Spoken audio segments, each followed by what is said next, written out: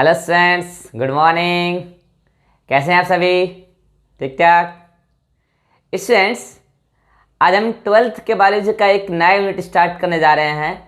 उसका नाम है ecology. Yes students, ecology start करने जा रहे हैं। अगर मैं एनसीईआरटी की बात करूं तो एनसीईआरटी ने इस यूनिट को टोटल 4 चैप्टर्स में बताया है। पहला चैप्टर है ऑर्गेनिज्म एंड पॉपुलेशन, फिर उन्होंने दिया है इकोसिस्टम, फिर दिया है बायोडाइवर्सिटी एंड इट्स कंजर्वेशन, और लास्ट में उन्होंने दिया है इन्वायरमेंटल इशू, जिसमें हम लोग पॉल्यूशन वगैरह के बारे में पढ़ते हैं, ozone depletion, green house gases वगैरह के बारे में पढ़ते हैं ना। नो डाउट कि चैप्टर्स का सीक्वेंस हमारा भी एनसीईआरटी के अकॉर्डिंग ही रहेगा। पहले हम ये पढ़ेंगे ऑर्गेनिज्म एंड पॉपुलेशन, फिर पढ़ेंगे इकोसिस्टम, फिर पढ़ेंगे biodiversity and it's conservation, last में पढ़ेंगे इन्वायरमेंटल इशूज। लेकिन जो चैप्टर के अंदर का सीक्वेंस होगा वो मेरे अकॉर्डिंग मेरा खुद का चलेगा। हाँ, नो डाउट जब आपको पूरा चैप्टर पढ़ा दिया जाएगा तो पूरा एनसीईआरटी कवर्ड रहेगा। फिर से वही बात, मेरे नोट्स से, मेरे वीडियो लेक्चर से एआईपीएमटी और एम्स, एआईपीएमटी जो अब नीट हो गया है, इसके प्रीवियस ईयर क्वेश्चंस और आने वाले एक्सपेक्टेड क्वेश्चंस, सारे कॉन्सेप्ट वगैरह कवर्ड होंगे। स्टेट पीएमटी की तरफ मैं शिफ्ट नहीं करूंगा क्योंकि वो नहीं होते, उसके लिए बहुत डिटेल में जाना पड़ता है ना। तो मैं ये बोल रहा था कि भाई चैप्टर्स के अंदर के सीक्वेंस मेरा खुद का होगा। फॉर एग्जांपल, जैसे एक चीज आएगा डीकम्पोजिशन, तो एनसीईआरटी ने डीकम्पोजिशन को दे रखा है ऑर्गेनिज्म एंड पॉपुलेशन में। मैं पढ़ाऊंगा डीकम्पोजिशन में, एक फंक्शन है उसका। तो ये सीक्वेंस डिफर करता है ना, ये सीक्वेंस डिफर करेगा, लेकिन कि लास्ट में ओवरऑल जब पूरा आपका इकोलॉजी यूनिट खत्म हो जाएगा तो एनसीईआरटी का कुछ भी छूटेगा नहीं। फिर से वही बात, चैप्टर्स पढ़ाए जाएंगे, आपको नोट्स डेली वाइज नीचे लिंक में मिल जाएगा डिस्क्रिप्शंस में, आप वहां से रीड करेंगे, है ना। अगर मैं नीट की बात करूं तो इस यूनिट से टोटल, इस चारों चैप्टर को मिलाकर मैं बात कर रहा हूं इकोलॉजी यूनिट से, नीट में टोटल 15 क्वेश्चंस आने वाले हैं स्टूडेंट। 15 क्वेश्चंस। आप समझ सकते हैं कितना वेटेज रखता होगा ये टॉपिक। मेरे अकॉर्डिंग बायोलॉजी का सबसे ज्यादा इंपॉर्टेंट टॉपिक है इकोलॉजी, अकेला 15 क्वेश्चंस लेकर आता है। तो आप समझ सकते हैं कितना इंपॉर्टेंट है। बिल्कुल लॉजिकली आपको पढ़ाया जाएगा। जो बच्चे 12th अपीयरिंग है, मतलब जो अभी 12th में गए हैं, मैं उनके लिए बता दूं, बोर्ड में आपके बोर्ड का 30% पार्ट इकोलॉजी है। आपके बोर्ड में जितने भी क्वेश्चंस पूछे जाएंगे 30% इकोलॉजी से ही आएगा। सोच सकते हैं आप कितना इंपॉर्टेंट यूनिट है ये। तो आइए स्टूडेंट, इस यूनिट को हम स्टार्ट करते हैं। इसमें हमारा पहला चैप्टर होगा organism and population. No doubt आज हम यही चैप्टर स्टार्ट करेंगे, ऑर्गेनिज्म एंड पॉपुलेशन। लेकिन इस चैप्टर्स को, यानी कि इकोलॉजी के फर्स्ट चैप्टर को स्टार्ट करने से पहले मैं आपको इकोलॉजी टर्म का मतलब, ये टर्म कहां से आया, इस टर्म का क्या मतलब है, और इकोलॉजी का एक बेस्ट डेफिनेशन क्या हो सकता है, ये मैं आपको बताऊं। ये बेसिक बातें हैं। तो आइए स्टूडेंट्स, वर्ड है इकोलॉजी। इकोलॉजी खुद 2 टर्म से बना है, एक ओइकोस और एक लोगोस। ग्रीक वर्ड है ये दोनों, ओइकोस और लोगोस। ओइकोस का मतलब होता है स्टूडेंट हैबिटेट। क्या होता है? हैबिटेट या होम बोलिए आप। किसी का होम ही तो उसका हैबिटेट है। आपका हैबिटेट क्या? आप घर में रहते हैं, ये तो आपका हैबिटेट है। लोगोस का मतलब होता है स्टूडेंट्स स्टडी। ये दोनों ग्रीक वर्ड है। Means ecology is the study of habitat. मैं अगर बात करूं इकोलॉजी टर्म किसने दिया था, तो ecology term by Ernst Haeckel. Ernst Haeckel ने पहली बार टर्म दिया था इकोलॉजी, और उन्होंने बोला था कि ecology is the study of habitat. अभी ये शॉर्ट डेफिनेशन है, हम इसका एक बेस्ट डेफिनेशन देखेंगे। पता, ये तो टर्म दिया अर्नेस्ट हैकल ने, साइंटिस्ट के नाम भी पूछे जाते हैं इकोलॉजी में। टर्म दिया अर्नेस्ट हैकल ने, term ecology. Father of ecology माने जाते हैं, फादर माने जाते हैं राइटर, फादर ऑफ इकोलॉजी। वैसे सब बात आपको नोट्स में भी लिखा मिल जाएगा। मगर father of Indian ecology, yes students, father of Indian ecology, मतलब इंडिया में जो इकोलॉजी चल रही है, इकोसिस्टम वगैरह चल रहा है, इस पर बहुत ज़्यादा स्टडी किया था बीएचयू के एक प्रोफेसर थे, professor Ramdev Mishra. Professor Ramdev Mishra, professor Ramdev Mishra is considered as father of Indian ecology and father of ecology is Reiter. Term किसने दिया था? अर्नेस्ट हैकेल ने। ये 3 साइंटिस्ट तो इकोलॉजी से रिलेटेड बहुत इंपॉर्टेंट आते रहते हैं नीट में, अलग अलग साइंटिस्ट हम आपको अलग जगह बताएंगे। इंट्रो में ये 3 साइंटिस्ट सफिशिएंट हैं।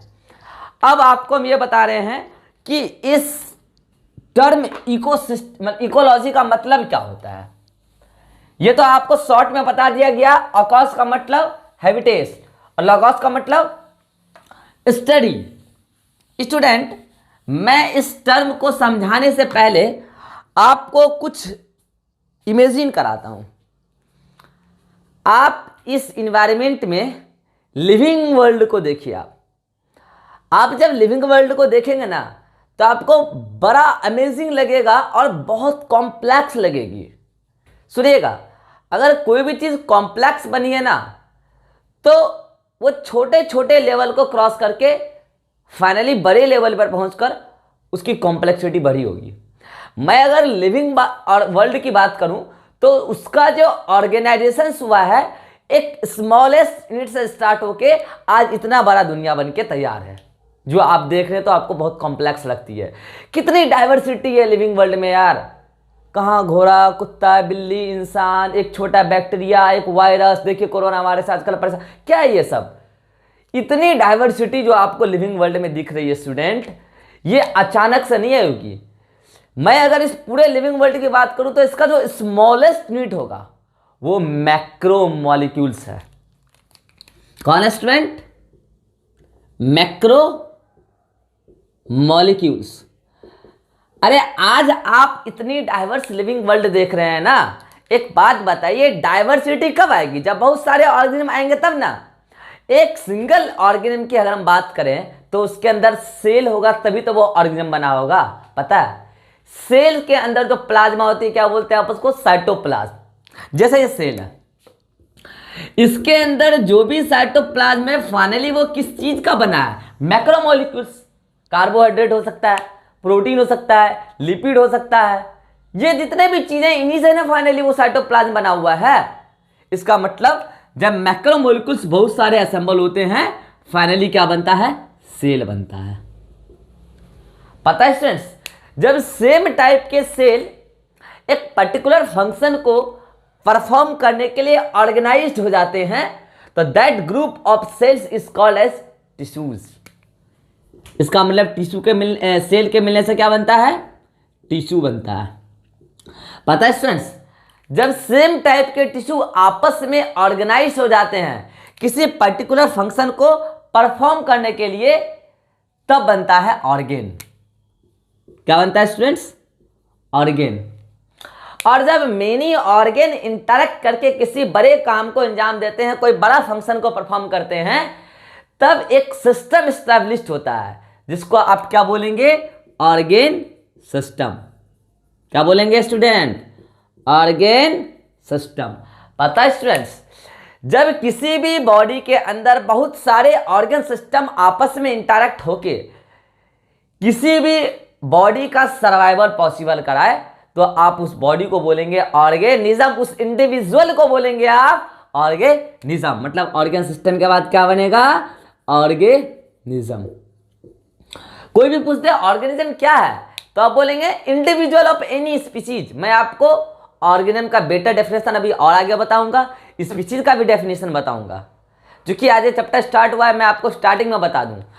आप किसी भी 2 इंडिविजुअल को सेम स्पीसीज का बोलना चाहते हैं, तो उसका एक बेटर जो कॉन्सेप्ट माना जाता है बायोलॉजिकल स्पीसीज कॉन्सेप्ट, जिसको अर्नेस्ट मेयर ने दिया था। उनका कहना है, सपोज दैट ये ब्लैक वाली, ये रेड वाली, ये 2 इंडिविजुअल है, ये इंडिविजुअल ए और ये इंडिविजुअल बी। यदि आप इस दोनों इंडिविजुअल को सेम स्पीसीज का बोलना चाहते हैं, तो क्या क्राइटेरिया है? हम लोग जो मानते हैं, ज़्यादातर साइंटिस्ट मानते हैं, अर्नस्ट मेयर के दिए हुए बायोलॉजिकल कॉन्सेप्ट स्पीशीज को ही फॉलो करते हैं। आप किसी भी दो इंडिविजुअल को सेम स्पीशीज का तब बोलेंगे जब ये इंडिविजुअल ए और ये इंडिविजुअल बी आपस में नेचुरली, आर्टिफिशियली नहीं, नेचुरली इंटरब्रीडिंग करके, आपस में इंटरब्रीडिंग नेचुरली करके फर्टाइल ऑफस्प्रिंग बना पा रहे हो, तो इंडिविजुअल ए और इंडिविजुअल बी सेम स्पीशीज के होंगे। इतना डेफिनेशन बता देने के बाद बच्चा पूछ देता है, सर ये इंडिविजुअल ए ये भी मेल, ये इंडिविजुअल बी ये भी मेल, ये दोनों आपस में इंटरब्रीड नहीं कर पा रहे। इंटरब्रीड का मतलब क्या? रिप्रोडक्शन। इंटरब्रीड नहीं कर पा रहे हैं, तो क्या ये दोनों सेम स्पीशीज के नहीं होंगे? ऐसा डाउट पूछने वाले सावधान हो जाइए, ऐसा डाउट नहीं पूछेंगे आप। अपोजिट सेक्स पार्टनर की बात हो रही है, आप ऐसा नहीं पूछेंगे कि ये इंडिविजुअल ए इंडिविजुअल बी, ये भी मेल ये भी मेल, क्या ये दोनों सेम स्पीशीज के होंगे? तो फिर मेरा डाउट भी आपसे हो जाएगा, इंडिविजुअल ए इंडिविजुअल बी, ये भी फीमेल ये भी फीमेल। अब आप ही बताइए दोनों सेम स्पीशीज के होंगे कि नहीं? ऐसा फर्जी डाउट नहीं पूछेंगे। कहने का मतलब ये अपोजिट सेक्स पार्टनर होने चाहिए, अगर वो दोनों आपस में नेचुरली इंटरब्रीड करके फर्टाइल ऑफस्प्रिंग बना पा रहे हैं तो आप उसको सेम स्पीशीज का बोलिएगा। तो जब ऑर्गेनिज्म का मतलब क्या? Individual of any species. मैं भी एक ऑर्गेनिज्म हूं, मैं ह्यूमन स्पीशीज का एक इंडिविजुअल हूं, आप भी एक ऑर्गेनिज्म है, आप ह्यूमन स्पीशीज का इंडिविजुअल है। कबूतर एक ऑर्गेनिज्म है, वो मतलब कि पिजन ऑर्गेनिज्म का मतलब कि स्पीशीज का एक ऑर्गेनिज्म है। मतलब हम सभी किसी भी स्पीशीज से बिलोंग कर रहे हैं, एक सिंगल जो इंडिविजुअल है उसको हम क्या बोलते हैं? ऑर्गेनिज्म। जब सेम टाइप के इंडिविजुअल मतलब सिंगल स्पीशीज के मेंबर्स का कलेक्शन आ जाए एक जगह तो उसको हम क्या बोलते हैं? पॉपुलेशंस। मींस ऑर्गेनिज्म के मिलने से क्या बनता है? पॉपुलेशन। सपोज दैट हम सभी इंसान हैं, मैं भी इंसान, आप भी इंसान, आपके भाई भी इंसान, आपके पिताजी भी इंसान, मेरे भी भाई मेरे भी पिताजी भी इंसान, सभी हम लोग सभी क्या है? Human beings. हम सभी एक जगह रहने लग जाएं तो वो क्या है? Human population. ह्यूमन पॉपुलेशन है। ये भी कबूतर वो भी कबूतर वो भी कबूतर, सब कबूतर एक जगह रहने लग जाए, क्या हो गया? वो पिजन पॉपुलेशन। ये भी मैंगो ट्री वो भी मैंगो ट्री, ये भी मैंगो ट्री वो भी मैंगो ट्री। तो अगर सारे मैंगो ट्री एक जगह ग्रो कर रहे हैं तो वो पॉपुलेशन क्या कहलाएगा? मैंगो ट्री का पॉपुलेशन। तो पॉपुलेशन में आप क्या देख रहे हैं? सेम स्पीशीज के इंडिविजुअल एक ही एरिया में रहने लग जाएं तो वो जो ग्रुप बनेगा इंडिविजुअल का, जो सेम स्पीशीज के जिसमें इंडिविजुअल होंगे सारे ऑर्गेनिज्म, उस ग्रुप को आप क्या बोलेंगे? पॉपुलेशन। जब डिफरेंट टाइप के पॉपुलेशन एक जगह रहने लगते हैं, जैसे यहां पर ह्यूमन का पॉपुलेशन भी रह रहा है, यहां पर काऊ का पॉपुलेशन भी रह रहा है, यहां पर पिजन का पॉपुलेशन भी रह रहा है, यहां पर मैंगो ट्री का पॉपुलेशन भी रह रहा है, यहां पर डॉग का पॉपुलेशन भी रह रहा है। जब मेनी पॉपुलेशन एक हैबिटेट में रहने लग जाएं तो कम्युनिटी कहलाते हैं। मतलब कम्युनिटी में बहुत सारे पॉपुलेशन होंगे, और पॉपुलेशन का डेफिनेशन क्या बताए कि एक पॉपुलेशन में एक ही स्पीशीज का सारा मेंबर होना चाहिए। अगर मैंने बोला कम्युनिटी में बहुत सारे पॉपुलेशन हैं तो बताइए उसमें डिफरेंट टाइप के स्पीशीज के मेंबर्स होंगे कि नहीं? तो क्या बनता है? जब पॉपुलेशन बहुत सारे एक जगह आ जाते हैं तो क्या बनता है? कम्युनिटी। क्या बनता है? कम्युनिटी। और ऐसे जब बहुत सारे कम्युनिटी हैं, जब बहुत सारे कम्युनिटी एक जगह पर रहने लग जाते हैं तो उस जगह को हम लोग बोलते हैं इकोसिस्टम। उस जगह को हम लोग क्या बोलते हैं? इकोसिस्टम। अगर मैं बड़ा इकोसिस्टम के बारे में बात करूं जहां पर बहुत कम्युनिटी रहती है, बड़ा इकोसिस्टम, तो large ecosystem is known as biome. क्या बोलते हैं स्टूडेंट? बायोम। और इस पूरे वर्ल्ड का सबसे बड़ा, जो पूरे यूनिवर्स का सबसे बड़ा इकोसिस्टम मतलब largest ecosystem, biome is large ecosystem, thousands kilometre area का जो सबसे बड़ा इकोसिस्टम है इस यूनिवर्स का, अर्थ, उसको बोलते हैं हम लोग बायोस्फीयर। उसको हम लोग बोलते हैं बायोस्फीयर। और आज आप बायोस्फीयर ही देख रहे हैं। जो आपको इतनी डाइवर्स लग रही है। देखिए मैं कहानी कहाँ से स्टार्ट किया था कि आप जब इस बायोस्फीयर को देखिएगा, आप इस सब यूनिवर्स को देखिएगा, तो आपको यहाँ पर डाइवर्सिटी दिखेगी। नो डाउट ये डाइवर्सिटी थाउजेंड्स ऑफ ईयर में आई है, अचानक से नहीं आया कि कल भगवान ने चाह बना दिया, ऐसा कुछ नहीं है। साइंस नहीं मानता गॉड को। मैं इवोल्यूशन में आपको बताऊंगा, आप देखिएगा मेरे वीडियो लेक्चर्स। इवोल्यूशन में आपको रियलाइज कराऊंगा ये जो आप मैक्रो मॉलिक्यूल से लेकर आज इतना बड़ा यूनिवर्स बनाकर बैठे हैं, ये आपने नहीं बनाया, ये नेचुरल प्रोसेसेस से बना है और इसमें थाउजेंड्स ऑफ ईयर लगा है students, millions of year, trillions of year लगा है, तब जाकर मैक्रो मॉलिक्यूल से आज आपके सामने बायोस्फीयर तैयार है। ये लिविंग वर्ल्ड में जितनी जो डाइवर्सिटी है ये इसलिए इतना तैयार है। और आप इसको बोलते हैं बायोलॉजिकल ऑर्गेनाइजेशंस। इस पूरी सीक्वेंस को आप क्या बोलेंगे? Biological organisations. ये बायोलॉजिकल ऑर्गेनाइजेशन है स्टूडेंट।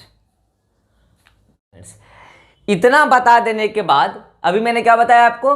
मैक्रो मॉलिक्यूल से लेकर बायोस्फीयर तक बनके तैयार हुआ। इस पूरी लेवल को हम लोग क्या बोलते हैं? Biological organisations.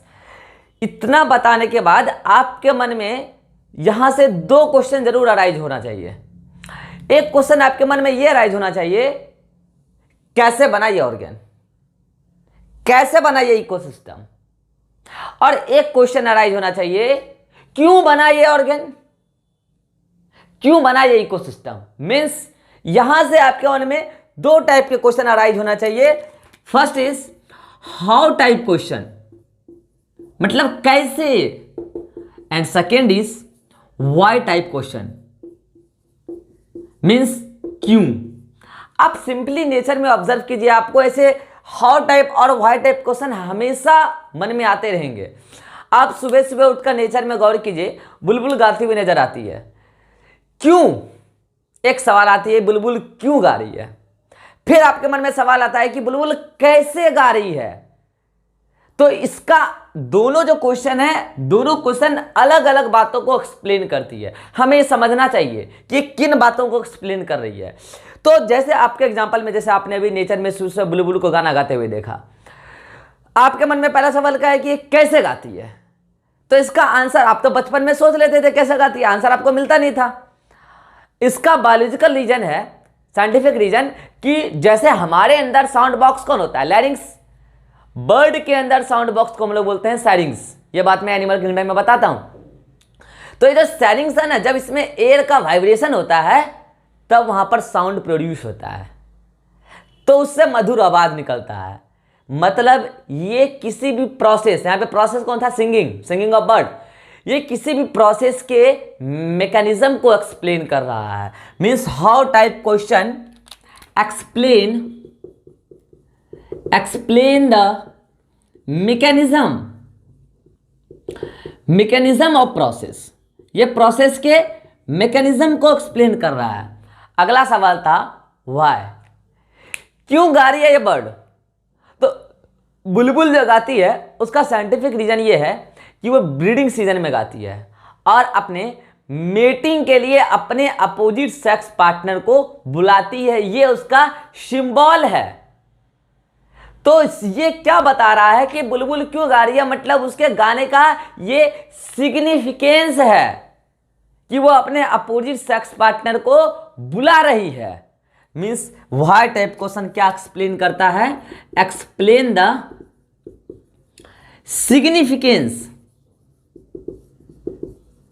Significance of process. किसी भी प्रोसेस के सिग्निफिकेंस को वो एक्सप्लेन करता है। अब यहां से इसके बाद ऐसे बहुत सारे सवाल आपके मन में राइज हो रहे होंगे कि कैक्टस के पास थॉर्न होता है, क्यों होता है? एक बी को कैसे पता चलता है कि उसका नेक्टर किस फ्लावर पे है? एक चिक, डू यू नो चिक? बर्ड के बच्चे को हम लोग चिक बोलते हैं बायोलॉजी में। एक चिक को कैसे पता चलता है कि उसकी मां कौन है? अक्सर रात को खिलने वाले फूल चमकते हैं, व्हाइट कलर के होते हैं, ऐसा क्यों और कैसे होता है? ये आपके मन में बहुत सारे सवाल आते होंगे जब आप नेचर को ऑब्जर्व करते होंगे। तो इन सारे सवाल का जवाब बायोलॉजी के जिस ब्रांच में है, उसी ब्रांच को हम लोग इको इकोलॉजी बोलते हैं स्टूडेंट। तो आइए अब हम इकोलॉजी का एक बेस्ट डेफिनेशन आपको बताते हैं। इसके डेफिनेशन को बताने से पहले आपको मैं कुछ 2-3 टर्म बताऊंगा जो पूरे इकोलॉजी में यूज होता है और बेसिक टर्म है। अगर ये टर्म नहीं आता है ना, आपको पूरा चैप्टर में परेशानी होता है। आइए मैं उस टर्म को पहले बताता हूं, फिर आपको बताता हूं कि इकोलॉजी का एक बेस्ट डेफिनेशन क्या हो सकता है। इसके डेफिनेशन से एक बार सवाल आया था, पहले आप इसको नोट कर लीजिए। और जो बच्चे इसको नोट नहीं करना चाहते हैं तो स्क्रीनशॉट लेके आप इसको लिख सकते हैं अपने नोट्स में। ये चीज़ नहीं ऐड किया हुआ है, वैसे इसका आपको फोटो भी चला जाएगा। तो अभी तक आपको बस ये बताया गया कि जब आप नेचर को ऑब्जर्व करते हैं तो ये नेचर में जो लिविंग वर्ल्ड है ये बहुत ही डाइवर्स है और ये अचानक से नहीं बना है। Millions of year, trillions of years में मैक्रो मॉलिक्यूल से स्टार्ट होकर बायोस्फीयर बन के तैयार हुआ है। ये ऑब्जर्व करने के बाद आपके मन में 2 टाइप का क्वेश्चन आता है, एक हाउ टाइप आता है और एक व्हाई टाइप आता है। हाउ टाइप क्वेश्चन क्या एक्सप्लेन करता है स्टूडेंट कि किसी भी प्रोसेस का मैकेनिज्म क्या है, जबकि व्हाई टाइप क्वेश्चन किसी भी प्रोसेस का सिग्निफिकेंस को एक्सप्लेन करता है। ये बताया अभी तक मैंने आपको। अब आपको हम कुछ टर्म बताते हैं, उसके बाद फिर आपको इकोलॉजी का डेफिनेशन बताएंगे। सुनिएगा, एक टर्म आता है बायोटिक फैक्टर। क्या बोला स्टूडेंट मैंने? Biotic factor. और एक टर्म आता है एबायोटिक फैक्टर। क्या? Abiotic factor. सुनिएगा, बायो का मतलब क्या होता है? Living. Bio means living, means biotic word refers to living. Living means biotic factor means living factor, living things. क्या हो सकता है लिविंग थिंग्स? आप खुद बोलिए। लिविंग थिंग्स में प्लांट हो सकता है। इस नेचर में क्या है लिविंग? प्लांट है, एनिमल है, माइक्रोब्स है, यही तो है, एटसेट्रा। मेनली तो एक 3 कैटेगरी में हम लोग सबको स्टडी कर लेते हैं, प्लांट, एनिमल, माइक्रोब्स। ये है लिविंग थिंग्स नेचर में। एक वर्ड है ए बायोटिक फैक्टर। ए नहीं है, बायो लिविंग नहीं है, लिविंग। तो आप ही बताइए क्या होगा? नॉन लिविंग होगा। मीन्स एबायोटिक मतलब non living. Means abiotic factor का मतलब क्या हो गया? जो भी नॉन लिविंग थिंग्स है जिसमें लिविंग प्रॉपर्टी नहीं है। आप नेचर में ऑब्जर्व कीजिए, आपको बहुत सारी चीज नॉन लिविंग दिख जाएंगे। सॉइल, बताइए वो नॉन लिविंग है कि नहीं? Temperature non living, light non living, air non living, etcetera. आप जो भी ऑब्जर्व कर रहे हैं जिसमें लिविंग प्रॉपर्टी नहीं है वो नॉन लिविंग थिंग्स है, उसको हम लोग एबायोटिक फैक्टर बोलते हैं। मीन्स बायोटिक फैक्टर मतलब लिविंग थिंग्स जिसमें कौन है? Plant, animal, microbes. और एबायोटिक फैक्टर मतलब नॉन लिविंग थिंग्स जिसमें कौन है? Soil, temperature, light, air, etcetera, जो भी है। सुनिएगा, अगला टर्म हो, ये 2 टर्म क्लियर हो गया। अगला टर्म आता है इन्वायरमेंट। कोई भी बच्चा बताइए व्हाट इज इन्वायरमेंट? कमेंट में बताइए व्हाट इज इन्वायरमेंट। एकदम बेसिक टर्म है, आप बचपन से पढ़ रहे होंगे, जब से साइंस तब से आप सुन रहे होंगे। What is environment? इन्वायरमेंट क्या होता है? सुनिए, कमेंट में आंसर कीजिए, आपके आंसर का रिप्लाई किया जाएगा। What is environment? तो सुनिएगा, environment is totality of, totality मतलब सम। Environment is totality of biotic and abiotic factor.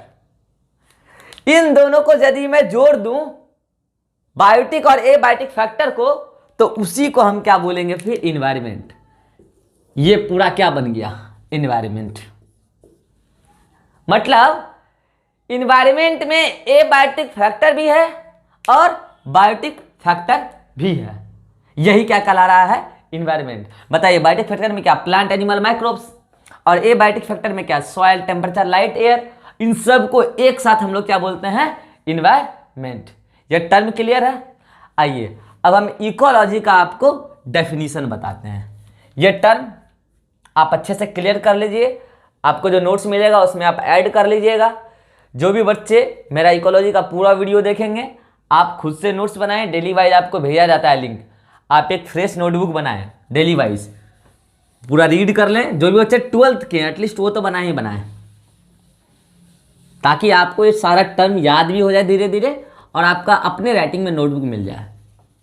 क्योंकि आपके मोबाइल में वो नोटबुक रह जाएगा तो आप कब तक रखेंगे, और आप कितना जीरोक्स निकलवाइएगा बार बार। बायोलॉजी में रंगीन नोटबुक मायने रखता है, तो आप नोटबुक बनाइए अपने से। जो भी डाउट हो आप कमेंट में पूछिए। चलिए अब आपको मिकोलॉजी का एक डेफिनेशन बताते हैं, बेटर डेफिनेशन। अभी बताया था स्टूडेंट मैंने, लॉजी का मतलब क्या होता है, स्टडी। लॉजी का मतलब स्टडी होता है। इको मतलब अभी मैंने बताया था ना, ये अकॉस वर्ड से है, जिसका मतलब क्या होता है, हैबिटेट। क्या होता है, हैबिटेट या होम। या होम आपका हैबिटेट क्या, आप घर में रहते हैं, ये तो आपका होम, होम आपका ही तो हैबिटेट है। Means ecology is the study of habitat. बताइए आपका ना हैबिटेट टेरेस्ट्रियल, मतलब धरती पर रहते हैं। हर कोई धरती में थोड़े रहता है, कोई वाटर में भी तो रहता है, कोई जंगल में भी तो रहता है। मतलब हैबिटेट क्या क्या हो सकता है आप ही बताइए। फॉरेस्ट हो सकता है कि नहीं हो सकता है, हैबिटेट ग्रासलैंड हो सकता है कि नहीं हो सकता है, बताइए हैबिटेट डिजर्ट हो सकता है कि नहीं हो सकता है, बताइए हैबिटेट लेक हो सकता है कि नहीं हो सकता है, बताइए हैबिटेट पॉन्ड हो सकता है कि नहीं हो सकता है, बताइए हैबिटेट ओशियन हो सकता है कि नहीं हो सकता है। ये सब हैबिटेट है यार, ये हैबिटेट, और इसी की स्टडी क्या कहलाती है, इकोलॉजी। आप किसी के घर में जाकर क्या स्टडी करना चाहते हैं, उसके घर में कितना सोना चांदी, ये स्टडी करना चाह रहे हैं। अरे आप साइंटिफिक लोग हैं, अगर आप उसके घर स्टडी करने गए हैं तो आप उसके घर में ये स्टडी कीजिएगा कि उसके घर में कितने मेंबर हैं, उसके घर में जो मेंबर्स हैं उनके बीच में रिलेशनशिप कैसा है, और क्या लेन देन करते हैं ये लोग आपस में, यही स्टडी कीजिएगा ना। बताइए हैबिटेट क्या, ये सब हैबिटेट है। अभी आपको मैंने क्या बताया, इन्वायरमेंट। इन्वायरमेंट में ही ना ये सब हैबिटेट है जी। इन्वायरमेंट में क्या, बायोटिक एबायोटिक दोनों होता है ना, उसमें ना हैबिटेट है ये सब। अच्छा बताइए इन्वायरमेंट, मान लीजिए इन्वायरमेंट है, ओके, और कोई भी ऑर्गेनिज्म जो इस अर्थ पर रह रहा है, चलिए ऑर्गेनिज्म है, ठीक, ऑर्गेनिज्म है। बताइए ऑर्गेनिज्म खुद एक बायोटिक फैक्टर है कि नहीं है ना, लिविंग थिंग्स है ना जी ये, तो ये बायोटिक फैक्टर है ना। और इस इन्वायरमेंट में बायोटिक और एबायोटिक दोनों फैक्टर है, बोलिए बताइए ना। अभी environment is totality of biotic and abiotic factor, तो इसमें बायोटिक चीज भी होगा और एबायोटिक फैक्टर भी होगा। चलिए आप खुद बताइए कि ये बायोटिक फैक्टर कुछ भी हो सकता है कि नहीं हो सकता है। ये प्लांट भी हो सकता है, ये माइक्रोब्स भी हो सकता है, और ये एनिमल्स भी हो सकता है, कुछ भी हो सकता है। और यहां पर भी जो ये बायोटिक फैक्टर है, प्लांट भी हो सकता है, ये एनिमल्स भी हो सकता है, और ये माइक्रोब्स भी हो सकता है। अच्छा बताइए एबायोटिक फैक्टर में एनवायरनमेंट में क्या क्या होगा, सॉइल होगा, एयर होगा, लाइट होगा, टेम्परेचर होगा, एटसेट्रा। कितने बार बोलेंगे एटसेट्रा, बहुत कुछ होगा। अब सुनिएगा, क्या ये ऑर्गेनिज्म इन्वायरमेंट पर डिपेंड नहीं कर रहा। अब जब मैंने इन्वायरमेंट बोला तो इन्वायरमेंट वर्ड में दोनों आ गया, बायोटिक फैक्टर और एबायोटिक फैक्टर दोनों आ गया। तो ये ऑर्गेनिज्म यदि इस अर्थ पर रह रहा है, इन्वायरमेंट में रह रहा है, तो वो इन्वायरमेंट से रिएक्ट करेगा कि नहीं करेगा, लेन देन करेगा कि नहीं करेगा, करना पड़ेगा अपने नीड को पूरा करने के लिए। तो बताइए ये ऑर्गेनिज्म जो खुद एक बायोटिक फैक्टर है, ये अगर ऑर्गेनिज्म के साथ इंटरैक्ट करेगा तो वो ऑर्गेनिज्म में क्या सिर्फ बायोटिक फैक्टर के साथ इंटरैक्ट करेगा। अच्छा बायोटिक फैक्टर के साथ करेगा तो क्यों इंटरैक्ट करेगा, क्या ये प्लांट इस एनिमल पर डिपेंड नहीं करेगा, क्या ये प्लांट इस माइक्रोब्स पर डिपेंड नहीं करेगा। बताइए प्लांट का जो नाइट्रोजन फिक्सेशन करते हैं बैक्टीरिया करते हैं कि नहीं करते हैं, बैक्टीरिया माइक्रोब्स हैं कि नहीं है, तो डिपेंड कर रहा है ना प्लांट माइक्रोब्स पे। बताइए ये माइक्रोब्स क्या प्लांट पर, उस प्लांट पर डिपेंड नहीं करेगा। माइक्रोब्स को फूड बनाकर कौन देता है, बहुत सारे ऐसे माइक्रोब्स हैं जो हायर प्लांट्स के रूट के पास रहते हैं और फूड बनाकर उसको देता है प्लांट। बताइए ये एनिमल्स एटलीस्ट इस प्लांट पर डिपेंड करेगा कि नहीं करेगा फूड के लिए। मीन्स इस नेचर में कोई भी ऑर्गेनिज्म अकेले में नहीं रह सकता, एटलीस्ट वो अपने फूड के लिए किसी दूसरे ऑर्गेनिज्म पर तो डिपेंड करेगा ना। ऑर्गेनिज्म क्या होता है, बायोटिक फैक्टर। तो बताइए ये बायोटिक फैक्टर इस बायोटिक फैक्टर पर डिपेंड किया कि नहीं किया। तो अगर डिपेंड किया तो उन दोनों के बीच में कुछ लेन देन चल रहा होगा, उस लेन देन को आप क्या बोलेंगे बायोलॉजी में, इंटरैक्शंस। बातचीत, लेन देन। अब बताइए, जब वहां पर इंटरेक्शन हो रहा होगा तो रिलेशनशिप स्टेब्लिश हुआ होगा कि नहीं होगा? जब भी कहीं पर भी लेन देन होने लगता है तो वहां पर रिलेशनशिप स्टेब्लिश हो जाती है। इसका मतलब ये ऑर्गेनिज्म इस इन्वायरमेंट के बायोटिक फैक्टर पर डिपेंड कर चुका है। ये आपको अच्छे से एक्सप्लेन कर दिया गया है। अच्छा बताइए, ये प्लांट हो या माइक्रोब हो या एनिमल हो, क्या इन सबको सॉइल, एयर, लाइट, टेम्परेचर की जरूरत नहीं है ना? क्या इस प्लांट को सॉइल नहीं चाहिए, लाइट नहीं चाहिए, फोटोसिंथेसिस कैसे करेंगे? क्या टेम्परेचर नहीं चाहिए मेटाबॉलिज्म को रेगुलेट करने के लिए? क्या माइक्रोब्स को एयर नहीं चाहिए? बहुत सारे एरोबिक बैक्टीरिया होते हैं, ऑक्सीजन नहीं चाहिए। बहुत सारे बैक्टीरिया भी फोटोसिंथेटिक होते हैं, क्या उसको लाइट नहीं चाहिए? बैक्टीरिया को भी टेम्परेचर चाहिए मेटाबॉलिज्म चलाने के लिए, एनिमल को तो वो सब कुछ चाहिए ही चाहिए। इसका मतलब ये इस ऑर्गेनिज्म, मतलब जो खुद एक बायोटिक फैक्टर है, ये इस ए बायोटिक फैक्टर पर भी डिपेंड कर रहा होगा ना, कर रहा होगा ना। मींस कुल मिलाकर ये ऑर्गेनिज्म इस एनवायरनमेंट पर डिपेंड कर रहा होगा, कर रहा होगा कि नहीं? अच्छा अब बताते हैं आपको, ये एनवायरनमेंट भी ऑर्गेनिज्म पर डिपेंड कर रहे हैं। फिर से जब मैं एनवायरनमेंट वर्ड यूज किया हूं तो बायोटिक, एबायोटिक दोनों वर्ड यूज हुआ होगा। ऑर्गेनिज्म बोल रहा हूं तो सिर्फ बायोटिक वर्ड। अभी मैंने क्या बोला कि ये एनवायरनमेंट भी इस ऑर्गेनिज्म पर डिपेंड कर रहा होगा। तो कैसे कर रहा होगा सुनिए, जब ये सब बायोटिक फैक्टर इस बायोटिक फैक्टर पर डिपेंड करता है तो उसी तरीके से क्या वो बायोटिक फैक्टर इस पर डिपेंड नहीं कर रहा होगा? ये प्लांट इस माइक्रोब्स पर डिपेंड नहीं कर सकता क्या? ये एनिमल्स इस प्लांट पर डिपेंड नहीं कर सकता क्या? कर सकता है ना। लेकिन आप, मैंने तो बोला कि एनवायरनमेंट ऑर्गेनिज्म पर डिपेंड करता है, और अभी तो मैंने आपको बायोटिक बायोटिक के बीच में बता दिया कि वो इस पर डिपेंड करेगा। बच गया ये। आप सोचते रहोगे कि ए बायोटिक फैक्टर पर कैसे डिपेंड करेगा? तो सुनिए, ये सॉइल है ना, सॉइल डिकम्पोजिशन होता है, कौन करता है? बैक्टीरिया, माइक्रोब्स है ना, डिपेंड कर रहा है ना। मिनरल्स का रिसाइकलिंग होता है, बायो जियो केमिकल साइकिल हो, सबसे आगे वर्ड लगा बायो। लिविंग ऑर्गेनिज्म के थ्रू ये रिसाइकलिंग होता है, कौन करता है? बायोटिक फैक्टर ना। मींस बायोटिक, ए बायोटिक फैक्टर जो एनवायरनमेंट का है वो ऑर्गेनिज्म मतलब दूसरे बायोटिक फैक्टर पर डिपेंड करता है। मींस डिपेंड तो ये भी इस पे कर रहा है। और पता है ये कैसा डिपेंडेंसी है? रेसिप्रोकल रिलेशनशिप है। मतलब इन्वायरमेंट ऑर्गेनिज्म पर डिपेंड है और ऑर्गेनिज्म इन्वायरमेंट पर डिपेंड है। ऐसे रिलेशनशिप को हम लोग बोलते हैं रेसिप्रोकल रिलेशनशिप। क्या बोलते हैं? Reciprocal relationship. रेसिप्रोकल रिलेशनशिप का मतलब क्या होता है?